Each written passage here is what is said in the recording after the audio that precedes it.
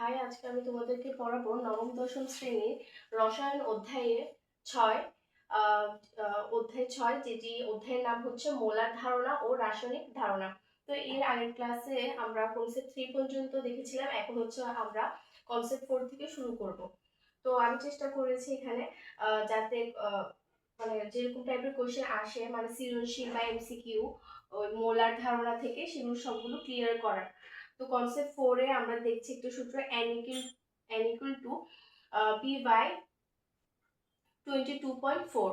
তো এখানে b হচ্ছে আয়তন বোঝাচ্ছে, আর n equal to মোল সংখ্যা, আর এটা হচ্ছে সবসময় সেম থাকবে 22.4, এটা এসআই একক হচ্ছে লিটারে থাকবে।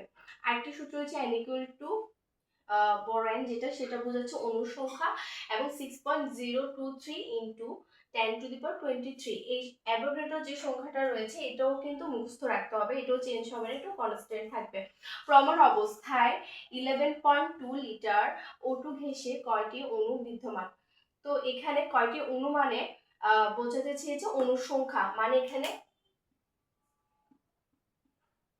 বড় n যেটা রয়েছে সেটাই হচ্ছে জানতে চেয়েছে, এবং যেহেতু বড় n জানতে চেয়েছে এবং এখানে কি কি ইনফরমেশন দেয়া আছে, যেহেতু এখানে বলা যে প্রমাণ অবস্থায়, তাহলে আমরা বুঝতে পারছি যে এখানে 22.4 মানে এই সূত্রটি আসবে, মানে এই কোশ্চেনটা আসবে n equal to v by 22.4, এই কোশ্চেনটা আসবে। তো আমরা ফার্স্টে যেহেতু অণু সংখ্যা জানতে চাইবে, সেজন্য আমরা একপাশে n equal to 6.023 into 10⁻23 লিখলাম, এবং এখানে দেখা যাচ্ছে আয়তনও কিন্তু দেয়া আছে এবং এটা লিটার এককে দেয়া আছে। তাহলে বি, তাহলে খুব স্পষ্টভাবে বোঝাচ্ছে এই দুটি সূত্র দিয়ে আমরা এই ম্যাথটি সলভ করতে পারবো। তো আমরা ফার্স্টে দুটি ইকুয়েশন পাশাপাশি লিখলাম, আর এখন যেহেতু আমাদেরকে n বা অনুসংখ্যা জানতে চেয়েছে, সেক্ষেত্রে আমরা এবার পক্ষান্তর করে জাস্ট মানগুলো বি এর জায়গায় মান বসালাম, আর এটা প্রমাণ অবস্থায় 22.4ই থাকবে, এবং অ্যাভোগাড্রো সংখ্যা যেটা সেটা লিখলাম 6.023 ইন্টু 10⁻23। এরপর যখন আমরা ক্যালকুলেশন করব বা ক্যালকুলেটর মানগুলো বসাবো, তাহলে আনসার চলে আসবে। ইজি রয়েছে কোশ্চেনটা। তাহলে পরে আমরা কনসেপ্ট 5 এ যাব।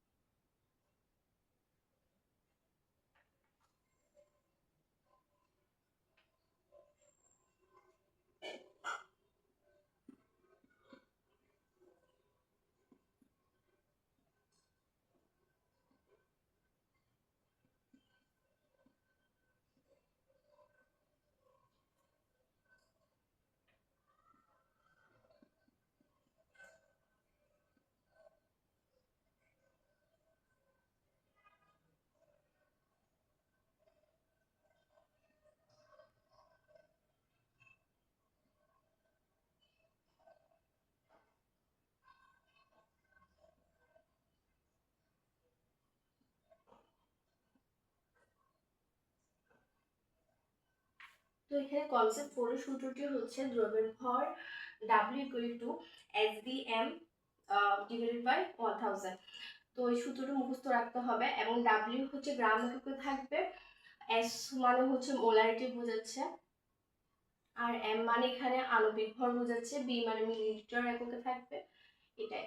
তো এখান থেকে এই সূত্রটি ব্যবহার করে আমরা একটা কোশ্চেন সলভ করব। 250 মিলিলিটার Na2CO3 এর সেমি মোলার দ্রবণ তৈরি করতে কি পরিমাণ দ্রব্য লাগবে, কি পরিমাণ দ্রব্য লাগবে। কি পরিমাণ দ্রব্য বলতে এখানে W জানতে চেয়েছে, যেহেতু পরিমাণ জানতে চেয়ে W জানতে চেয়েছে, এবং এখানে এটা ভি মান দেওয়া আছে মিলিলিটার এককে। সেমি মোলার যেহেতু বলা হয়েছে সেক্ষেত্রে এখানে এসটা বুঝিয়েছে 0.5, 0.5 এসটা বুঝিয়েছে 0.5। সেমি না থেকে ডিসি মোলারও বলতে পারে, সেক্ষেত্রে হবে 0.1। এবং এখানে 106 যেটা দেখা যাচ্ছে সেটা হচ্ছে আণবিক ভর, এবং আণবিক ভরটা কিভাবে এসেছে,